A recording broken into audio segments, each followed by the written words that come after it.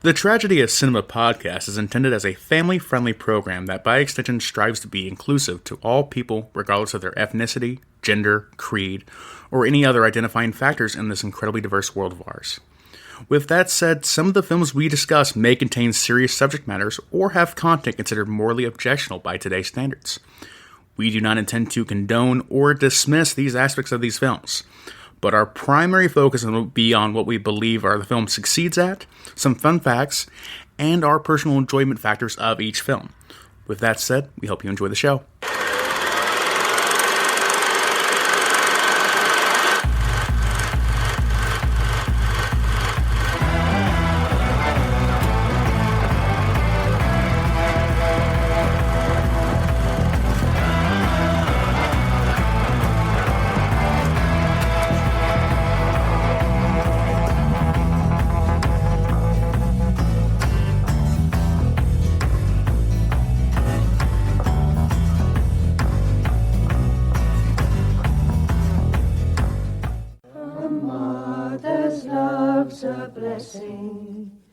No matter where you roam, keep her while she's living.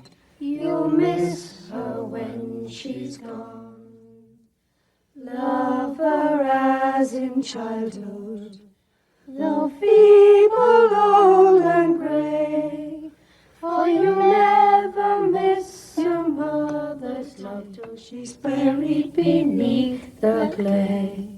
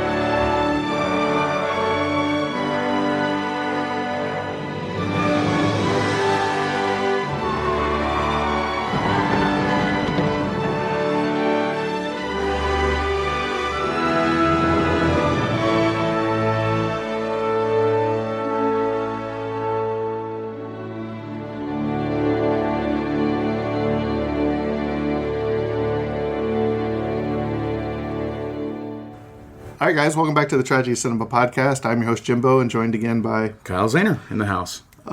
Today, we are going to be covering a tough movie to cover. It is the first time I have ever watched this movie. I'm sure it's also Kyle's first time he's watched this movie. Yes. And it is called Angela's Ashes from 1999. I remember going into a bookstore and seeing the picture of Frank McCourt on the front. I mean, it looks like a poor boy on the front of a cover of a book. And then they found out they made a movie about it. So I saw it on Vudu the other day, and I said, Kyle, let's just do this. Little did I know what I was getting into by suggesting this movie. It is basically about a family, the McCourts, and their children. It is very gut-wrenching, to say the least. I'll get in the plot summary with it. Yes. So this might not be our usual jokingly episode. It's more of a serious episode, even though I'm sure Kyle will throw in some one-liners in there somewhere along the way. I don't think we're necessarily we're gonna do the best we can, but there's no perfect way to cover this movie for our podcast. I feel like, but we're gonna do the best we can with it. Yeah. I mean, it's a really interesting movie. Mm-hmm. But Kyle, I guess before we start, I will throw you a question. Okay. Go for it. If you were young Frank McCourt in this movie, would you have done anything differently than what he did in this movie? Oh boy, that's a really good question for on the spot. I think There's so much, I guess, like, the more we read into this thing, there's like small controversies, or like, like things like, did he do everything he said he did in the book or the movie, how accurate it is to those things necessarily. But I'd say from the movie standpoint, Frank McCourt did the absolute best with whoever he had at the end of the day. And so I would hope I would do as well as Frank McCourt, and I don't know if I can necessarily hope to do any better than he did, because there was just so many overwhelming challenges and moments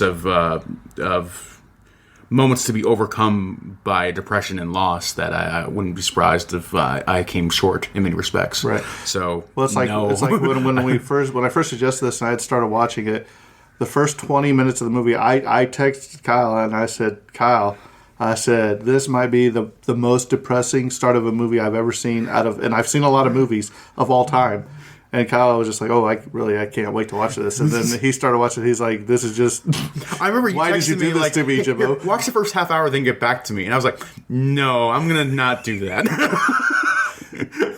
And just and that now you see what I was going through that day. Exactly. That I think I said no, and then last thing I want to do is watch a half hour. Then we're going to record another podcast. And I was going to be happy. I was like, I'm happy I didn't watch that first half hour now. Oh my god! All right, so Kyle, let's go ahead and take away this Angela's Ashes. All right, and it's not what'd you call it? Agatha's Ashes. He's been calling it Agatha's Ashes for like 3 weeks now. Every A name ever, just Apple Ashes. It's fine. Sorry, Limerick. Okay. Agatha's Ashes, released on... Angela's. Agatha's. See, you made me do it. Angela's Ashes, released on January 21st in the year 2000 in the United States. I think there'd be an alternative release in Ireland, I'm sure. I'll look it up here in a little bit here. We have directed by Alan Parker, written by Frank McCourt for the book of the same name. Laura Jones and Alan Parker were both part of adapting the screenplay, though. Produced by David Brown, Alan Parker, and Scott Rudin. Composer was John Williams. Cinematographer was Michael Saracen. Editor was Gary Hamblin. Excuse me. Casting director was John Hubbard, Ross Hubbard, and Juliet Taylor. A production designer was Geoffrey Kirkland. Quick plot summary of the film.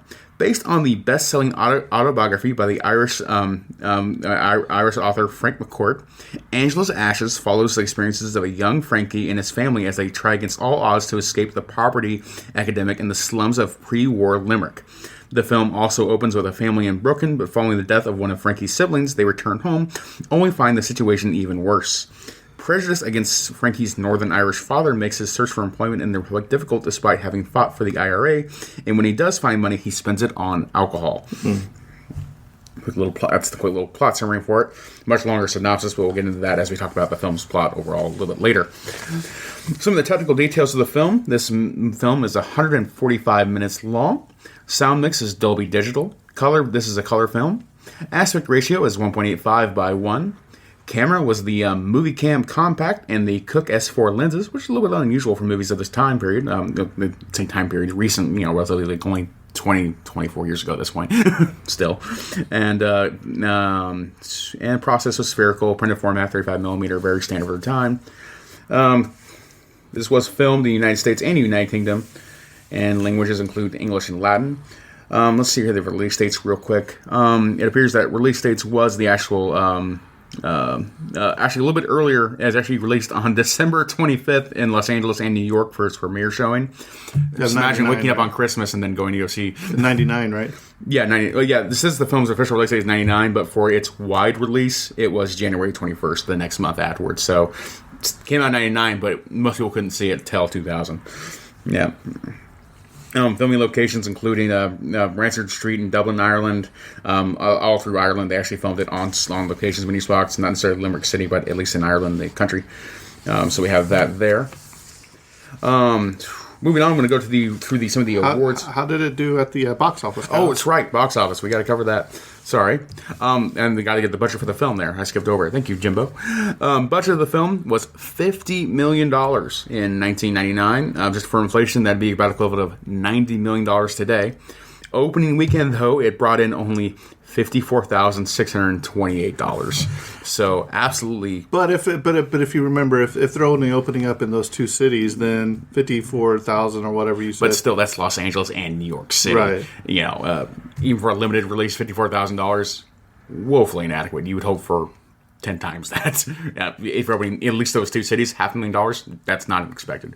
But gross worldwide, though, of a $50 million film, it only made $13,042,112. Yeah, so it was kind of a flop. Yeah, and grossing for inflation, that'd be about $23 million today. So and I wonder if what hurt it was, let's say, word of mouth. You know, if you say, hey, the new Star Wars is out, it was awesome, you need to go see it, okay? Yeah. But you say, hey, Angela's Ash is out, if you want to be depressed for 3 hours of your life, do not it's go really see this good, movie. but it's the saddest thing I've ever saw, and I left the movie feeling bad about myself. You're like, well, not a lot of people are going to sign That's up what for I'm saying. that. I wonder, maybe a lot of them said wait till it comes out on DVD or wait till it's free on TV or something. Yeah. This film got rewards too. So like, it's a critically acclaimed movie, but I definitely understand. Like, it probably has a long tail of like film. Like, people buy it up to today, I'm sure, and watch it once and be like, that's incredibly sad. You know what I compare this movie to?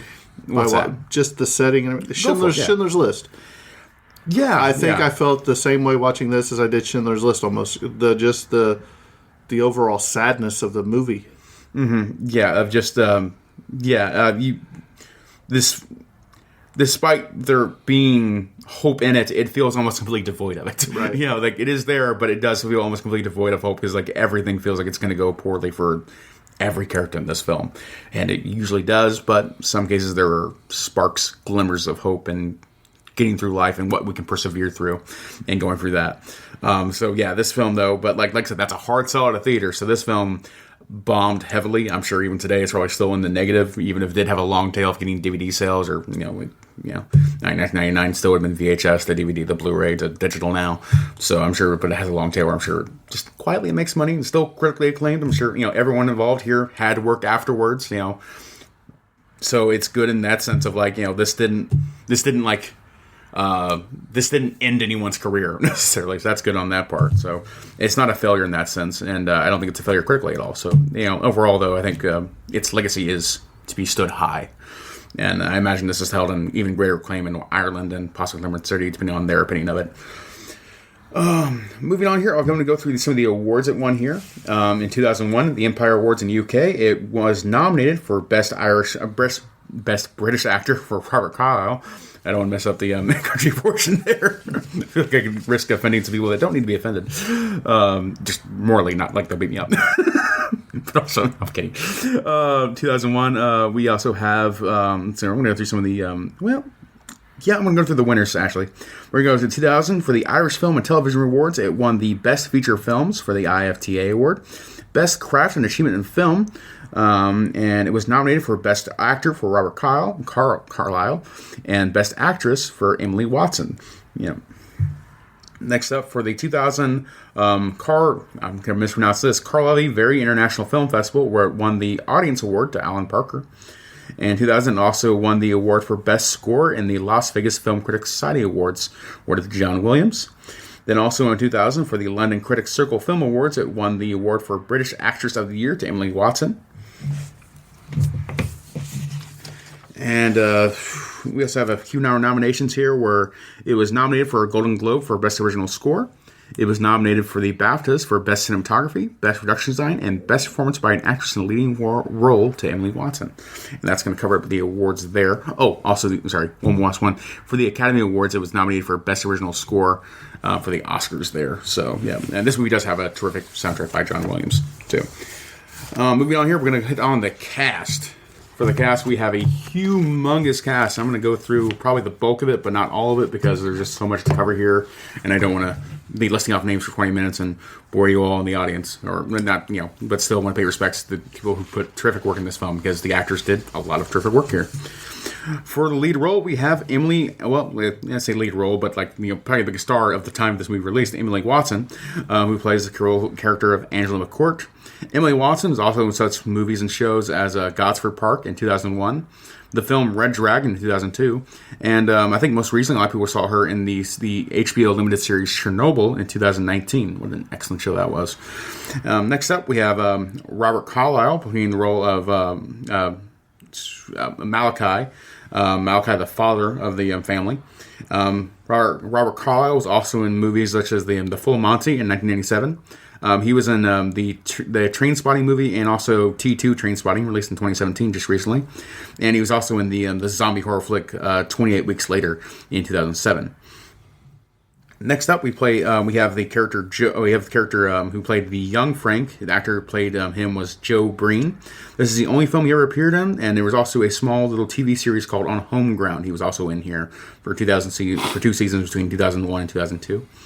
Next up, we have Syrian Owens, who was playing the character of Middle Frank in his youth.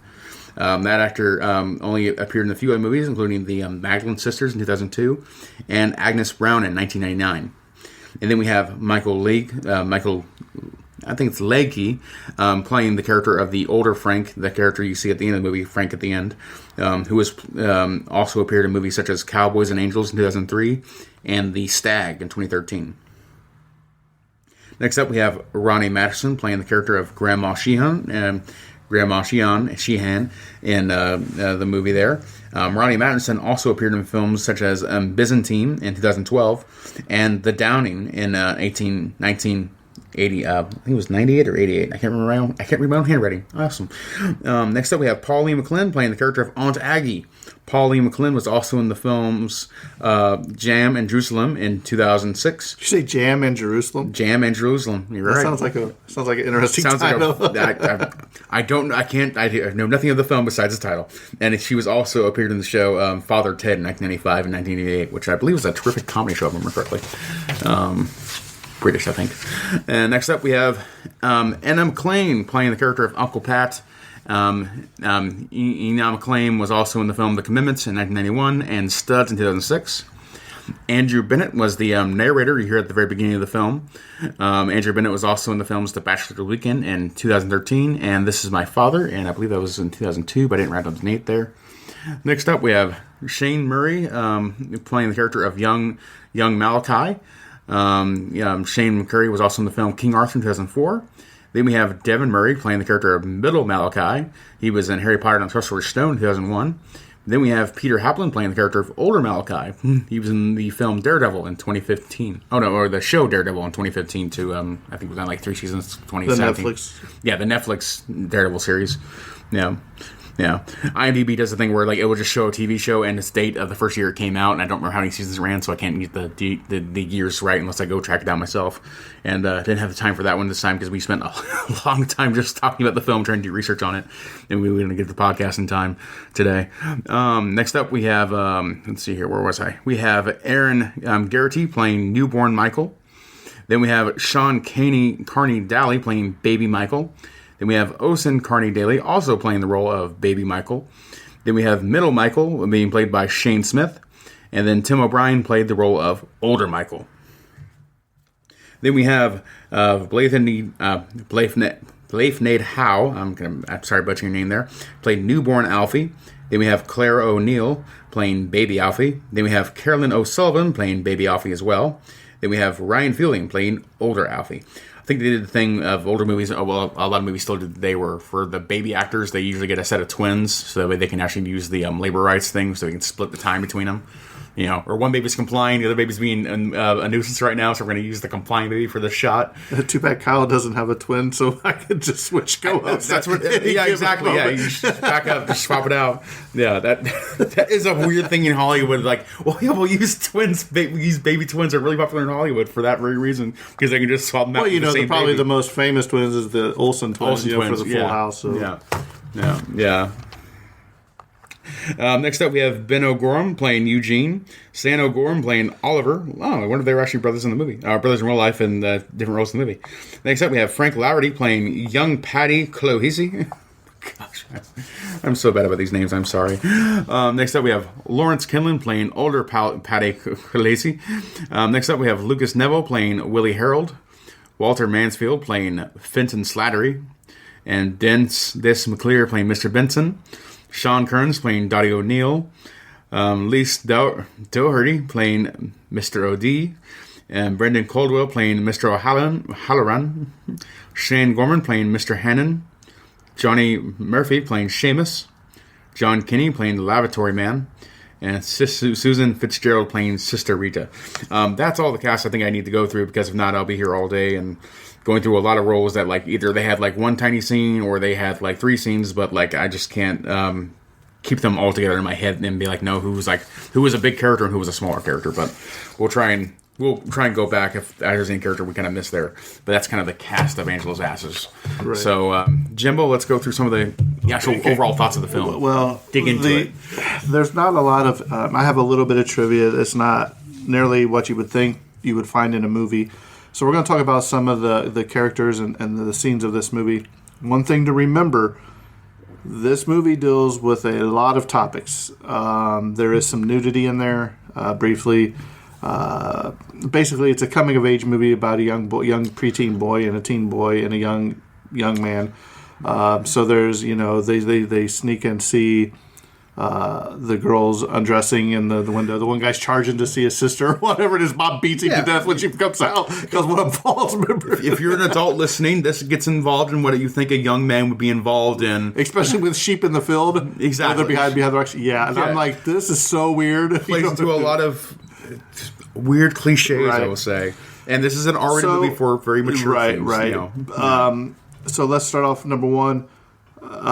Emma Watson.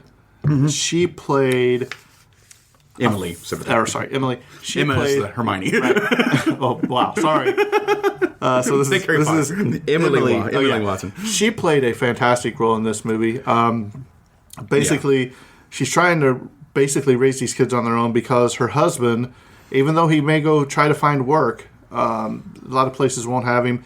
And the little work that he does find throughout the movie, he goes and he spends it down at the local bar. Yeah, he'll work 2 weeks. Comes home drunk, singing Irish folklore songs.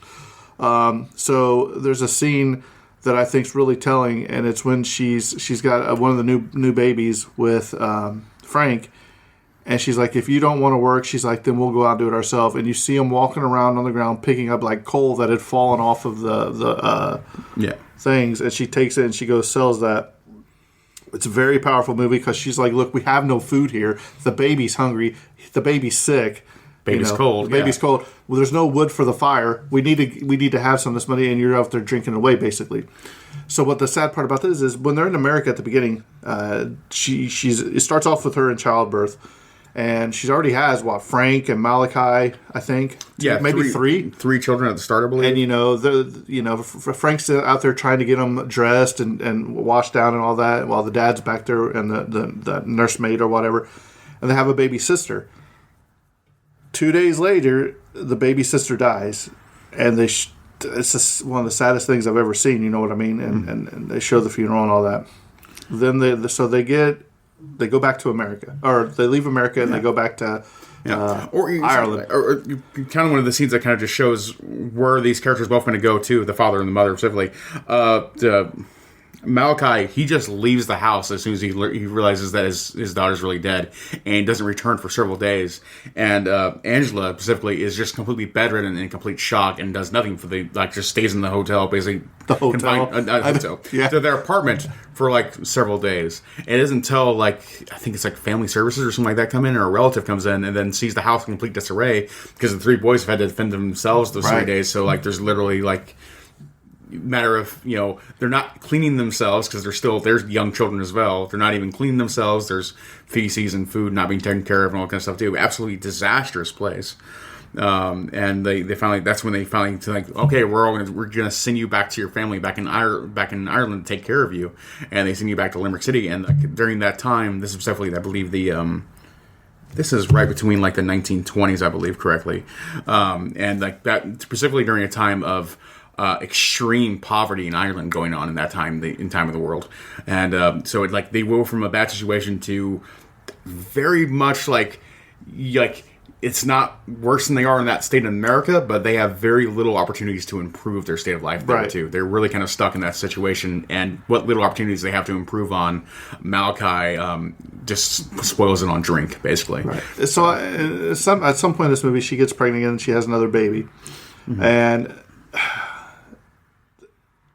at this time, one of the twin brothers, Oliver, dies. She had just lost. This is all happens within the first 20 minutes of the movie. By the first way, half hour, right? It's like 26 minutes in. So you see this brother die, and then not long after this, I think 6 months is what we read online. After, because we were trying to find it, the twin brother Eugene dies. And I think there's a really powerful scene right here where you see the dad and you see Frank.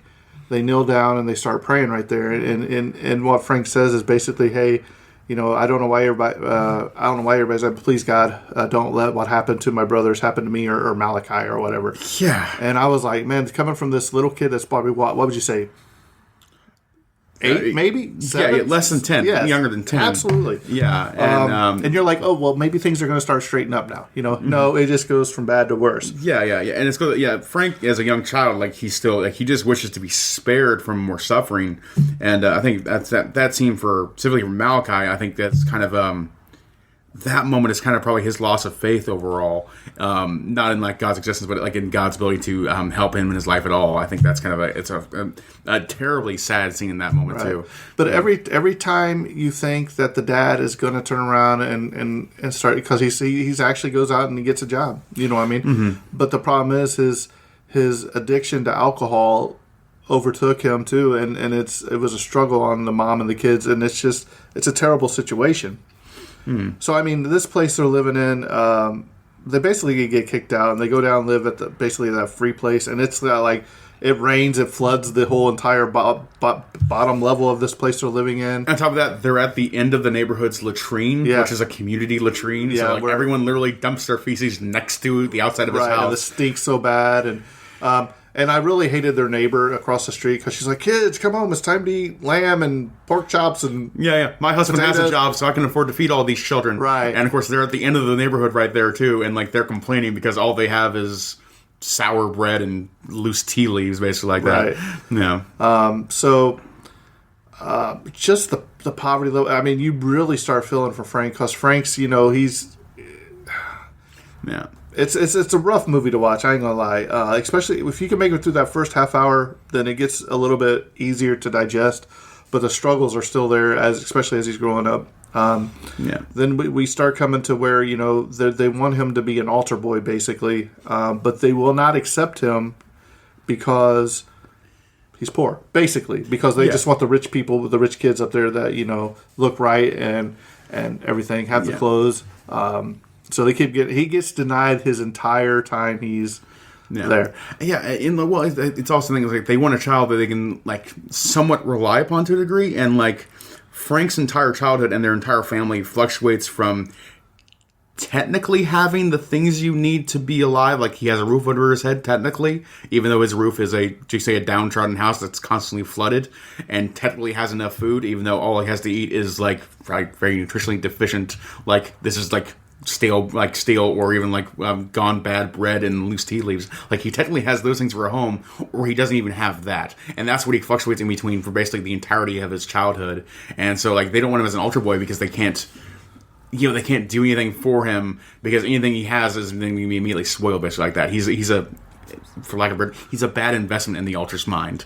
And I think it shows too. I think it's when he has his first communion, where they put the wafer in his mouth, dude. He's just so happy to have something to eat. He's like, slow down, boy, you're going to choke or whatever. And he passes out. Yeah. Oh, no, that's later. Yeah. So they want him to take Irish dance lessons because that's a big thing. And he's just skipping out and going to the movies with his buddies. One thing in his life buddy, enjoyment. His buddy fakes a sickness or something so he can sneak in. Yeah. Right. So he's in the theater. So I was like, man. But then he's in there watching Roy Rogers or whoever, the films of the era were. Yeah. The old black and white films of the era, the short films. Then you see him, time jumps to where he's a little bit older now, and basically he sees his dad go away. He said he's going to go to Britain or London. I think it was London, to get work because there's no work for him there. And they kind of held a prejudice against him for some reason. Was it because Northern Irish? Yes. So that goes into centuries of territorial disputes, I reckon. I guess going to specifically in Irish history, that's a a can of worms we can't really dive into in this podcast in any reasonable degree, or like a degree that does it justice. But he claims he fought for the IRA, and I believe this character, the film portrays that that is a truthful thing that he did, but. I think, don't you come out that he was a liar, because he said, I served, he goes with Frank, and they have no record of him. And they have no record of him fighting. Now, did he really, and they just say they don't have records of him, or did the records get lost, or is it just the prejudice against him? Yes. Because he tells Frank, he's like, you never forget what you saw today. Mm-hmm. And, and some of the stories or scenes we're tucking into, you got to remember, he starts with Frank when he's about probably an 8-year-old boy, maybe a little bit younger, 6, and then it goes to like probably 11 to 13ish, and then it's like probably 17 to 19, I'd say. Yeah, around there. So there's some time jumps in here. We may not have the exact, because it's been probably a month or two since I watched this, but the scenes still stick out to you. There's so basically his dad leaves.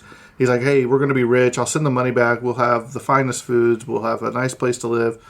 Well, every week they go to the train. Oh, Dad's going to be back today. He's not there. No, they know he won't be back for several months, but every week they wait for the post officer to come and actually deliver them the money, because he should come and deliver some money to them. Right, but the day that he's trying to come back, he's supposed to be on this one train, and he's not on there. Oh, yeah, he doesn't come back till literally the Christmas day after. Day, I think. Yeah, or the day after Christmas, right, or something like that. Oh, yeah. And she's like, well, where are you? And she's been going down to the local handouts. And for Christmas dinner, he's like, hey, the best I got is a goat head and potatoes, a couple potatoes or something. I don't remember. It's just so he comes home and she's like, well, hey, where's the money? Rent's due and all that. And he's like, hey, I got this box of chocolates, and half of them are eaten or whatever. And so basically she says, look, you've wasted all this away or whatever. So Frank at some point decides that, hey, I got to get a job. I will help take care of the family.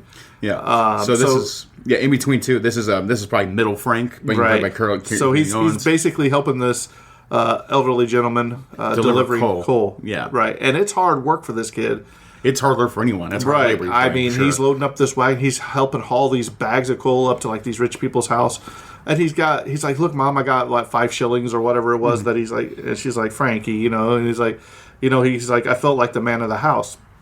Well, the problem is Frank ends up getting his vision starts... all the coal dust gets in his eyes. He eventually becomes infected. And even though he's continually trying to wash and clean it up, though, his eyes just continually get worse and worse from week to week. And it looks terrible on the screen. And his mom takes him to the doctor, and she says, look, this kid has the worst case of pink eye conjunctivitis that I have ever seen. He's like, if we don't treat him, he's going to go blind. It's likely he will, regardless. Right. Yeah, either way. And I don't remember I can't remember if it's before or after this where he ends up in the hospital for another reason because he passes out, I guess due to lack of food or something. And his dad comes in and has this really serious talk with him. It wasn't TB, but it was another disease it was another plague. They didn't think he was going to make it. Yeah, they didn't think he was going to make it. And his dad's like, I love you, son, and this and that. And the only time he ever said it in his entire life, too. Right. And he's like, I knew at that moment that my dad loved me. And I heard him say it or whatever. But by this point, man, you just feel so sad for this kid. And then time jumps again, and now we're at older Frank, where he actually decides that he's going to be a mailman, postal worker, basically riding a bike, delivering packages. And they're all talking like, "Oh, you get to go to this house. Oh, well, they're good tippers. You're going to get at least a pence here or whatever, shilling, whatever." And he goes up there, and it's this girl, Teresa, and he's been riding in the rain and all that. She asks him to come in and dry off your clothes, take off your clothes, let me dry your clothes. And basically, things happen where Frank discovers love, I guess, or lust. At the, you know what I mean? Yeah. And but come to find out that she has been stricken with consumption, which is another way of saying tuberculosis. Yeah. And so he was always excited to deliver the packages there to see her. Yeah, but he comes one night. Too. he comes back one day, and I guess her mom answers the door. He's like, "Hey, where's Teresa? She always takes my packages." And she's like, "She's at the hospital ward or whatever he said." And you just see him just take off running, rides his bike there, and he's overcome with guilt because he blames himself because this is probably need to preface this too. He's a very faithful kid at the Catholic Church. He believes in everything, and he believes that because they sinned together, that it's God's punishing them for having intercourse, basically like that. And he blames himself immensely for it. He thinks all the things he did bad is the reason that his girlfriend Teresa's suffering. Right. Yeah. And it's not too long after that you see Teresa's funeral going on. So once again, you have another death, and he's sitting back in the cemetery, further back, just watching. Mm. And at some point in the movie, he goes and he's walking through town, and he finds a shilling on the floor or whatever, and he looks up, and there's like the Statue of Liberty, and he's like, I'm going to go to America, I'm going to make it better. And so he starts working all this time delivering these packages. He ends up writing these letters for the Mrs. Finnecane, who's basically the lady she's a rich lady that basically loans people money. And oh my God, they found me. Yeah. Sorry. Sirens in the background. She loans a bunch of money out to people, so she's a rich woman, and she's wanting people to pay her back. And where the people that she's charging cannot pay her back what she's expecting and what interest on top of that that she's wanting. Yeah, she is the city's loan shark, basically. Yeah, and when Frank's delivering posters to her, he essentially finds that young boy. It's like, can you read and write? And she says, yes, I can. And so basically, she hires him. Well, he writes that one letter and he reads it to her, and she's like, that's beautiful. Yeah. Well, once again, it's kind of like in the time that he spends in the hospital when he has I forget what diseases he has, but he spends months there, and he ends up going to the library and getting tons of books on Shakespeare, and he turns out he actually loves Shakespeare, which is really cool, and that's why he's such a good writer and very heavily intelligent. Is that he spent basically those entire months just nonstop reading books from Shakespeare and actually getting me a really good reader and writer because of that, and that kind of links to his skill later when he gets hired by the lady to write all those letters, because essentially he writes these incredibly rude or hateful letters telling people that they need to pay back their debt or else, basically, and he has those delivered himself, and that kind of causes a whole thing where the people don't know he's the one writing the letters. Right, he's the in-between guy. He's like a shadow broker in between there at that point. So he was even doing it where he was supposed to take the letters to the post office. She'd give him money to buy stamps and everything, but he would just pocket that money and he would go deliver them himself to keep the money. So he's making side hustles.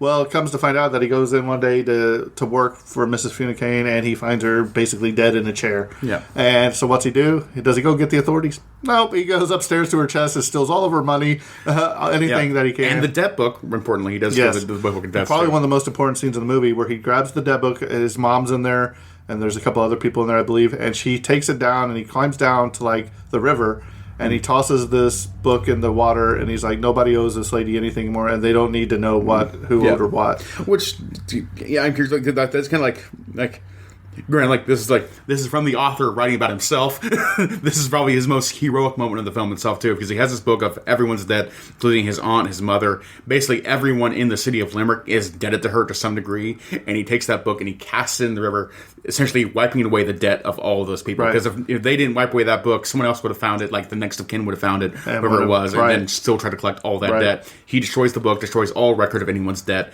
in Limerick City. An incredibly heroic feat in that kind of sense of Robin Hood-esque kind of figure at that point. And I think we skipped over a part of the movie that we should probably talk about is when his dad left and they get kicked out. They had nowhere to go, so the mom ends up taking the kids and going to live with, I guess it's their uncle, I believe. Yes. Mm-hmm. So basically, he is just a terrible person. I don't know if it's uncle. Probably uncle on his father's side or something like that too, because of related relations. Right. Yeah, because he does. Basically, he does take advantage of her, or he takes advantage of her mother to basically pay their rent and help feed them, and he's just a terrible human being, and he beats her, and Frank gets so mad that he ends up leaving. Does he actually beat her? I don't know. I don't think he actually beats her. I mean, he's incredibly rude, but also they're living in his house rent-free while he actually works a job. Or does he slap Frank? There. He beats Frank up quite a bit because they have a verbal dispute. But I don't think he ever beat up Angela. So he ends up leaving, and it's pretty sad, when she comes in to see whoever, and he's staying with a friend or whatever, and he's sitting there eating, and his mom's over there, and she's like, we miss you, Malachi misses you, you know what I mean? And you can just tell the toll that it's taken on Frank, you know what I mean? And basically, long story short is he basically goes around, tells everybody bye. He's going to America. Everybody's cheering him on. Mm-hmm. You see him get on a boat, and the ending of the movie is he pulls into the New York harbor, basically sees the Statue of Liberty, and the movie ends. Yeah. So let me talk about a little bit of these trivia I found. The poster and the book cover were designed by Billy Kay. Martin Benson's last film. There is a director cameo. The doctor who treats Frank McCourt when he is in the hospital with typhoid. That was what he had. Typhoid fever, which is very deadly for a child to have. Right. Very deadly for anyone to have. Richard Harris, which we looked this up, played Dumbledore in Harry Potter. He actually grew up in Limerick, but he has strongly condemned both the film and Frank McCourt in the series of interviews in 2000, which we probably had to find those and watch those. Pierce Brosnan and Stephen Ray were considered for the role of Malachi. Liam Neeson was originally cast as Malachi, but he dropped out, which would have been interesting too. Robert Carlyle did a fantastic job in this movie too. Oh yeah, Robert Carlyle is an excellent actor. Even though he was a terrible person in the film, but he did really great. Mm-hmm. This film was a joint production of Paramount Pictures and Universal Studios. Going back onto Robert Carlyle's character, Frank loves his father, and to the point where even maybe have to dig into the book someday. I don't know if I ever will, but it's very clear. I don't think he even begrudges him for leaving necessarily too, because he loved his father's story so much and all kind of stuff too. And I think really inspires a lot of Frank's own creativity and joys he has in his life, because he just loves his father's story so much, even though as a provider for his family he is entirely inadequate. Well, he even he said, my father that I spend my mornings with is not the same father that comes home at night. You know what I mean? Because he goes on walks with his son and talks with his son, and then when he comes home drunk and everything, you know what I mean? It's just terrible. 1934. The interior church scenes were shot in a Dublin studio. Because of its controversial content, the production was denied permission to shoot in any Limerick churches. Very interesting. Yeah. Considering how successful the book had been, translated into 25 languages and published in 36 countries on a budget of $25 million, this was a huge disappointment at the U.S. box office, taking in only $13 million, which we agree. The movie was released in the movie theaters in Los Angeles and New York, as Kyle said, in 1999. And the rest of January 14th in 2000, which happens to be the same day as Emily Watson celebrated her 34th birthday. Oh, wow. And this is the film debut of Carrie Condon. So, Kyle, tell me your thoughts on this movie. I know there's a lot of them, because we've talked forever about this movie. We basically had a pre-podcast podcast we should have recorded. We should have just turned on the podcast. We should have just turned on the microphone and into the room. Before we get going too much further, there is an Angela's Ashes, the musical. There is. And apparently it's good. They said they get rave reviews, and I told Kyle, I was like, I do not know if I can find that somewhere to stream it. I might have to watch it, but it's just... Maybe we'll share some stuff on the Facebook group if we find anything interesting. I'll take a look at that. But overall thoughts on the film. It feels incredibly rude to be hard on the film, but and also it's funny, you're not supposed to enjoy it, but also I feel like it's worth noting I did not enjoy it. I feel like this story is not one that necessarily should have been adapted to film. It may have been better used as a small TV series to some degree or something like that too, because it's such a dense story to compress into a movie, and the movie itself is such a overwhelming downer that eventually I became kind of numb to it as the story went on. I feel like it's kind of not even somewhere like a movie like a Schindler's List or something like that too, or other movies that dealt with the Holocaust or something like that too, where the film has such overwhelming kind of dismay and lack of hope, even though there is hope somewhere in the film, that you kind of become numb to the misfortune that befalls their entire family and Frank's entire life. I feel like I was kind of the point where it's just I think, when it's just bad news after bad news after bad news, you kind of just what do I have to, why am I here now? Because there is nothing to hope for. And that's incredibly depressing kind of feel in the film itself, which, once again, that could be the filmmaker's intention, and it could relate to the story, but it's not a film that I want to watch and that I feel necessarily is important for me to watch. So as a movie kind of review, if I could give a review, this is kind of a soft 7 out of 10 for me or somewhere around there, because it's just, I don't think it's a story that I really want to be insisted upon me. I think, I think it's an important work of writing, and overall, it's a story worth telling. But this is probably the wrong medium for it in my mind. So that's how I kind of feel overall about the film. And see maybe over time, maybe if I'll warm up further to it and be like, this is actually an important film worth watching for everybody. But as it stands right now, I kind of feel more negative to it as an overall film. So that's kind of my overall thoughts. Jimbo, I think you had a little bit of a brighter spot on this film. Well, I would say a brighter spot. Or a higher opinion of it than I do. I'm sitting there watching it, and I really like the movie. And I don't say like as in I enjoyed watching it. I just think it was a good movie. You felt what they wanted you to feel. Exactly. Yeah. You feel the struggles of Frank his entire life. The way it is shot is cinematic beauty. I think they really nailed the scenes, the props. I'm sorry. I'm going to say it. This is the best possible film you can make with this work. I think, though, for sure. Yeah, right. I'm disagreeing with like that should be done at all. I think like the wardrobe. I think they did the Robert Carlyle's acting. Even Frank, the young Frank was outstanding. I really enjoyed the really young actor that played Frank.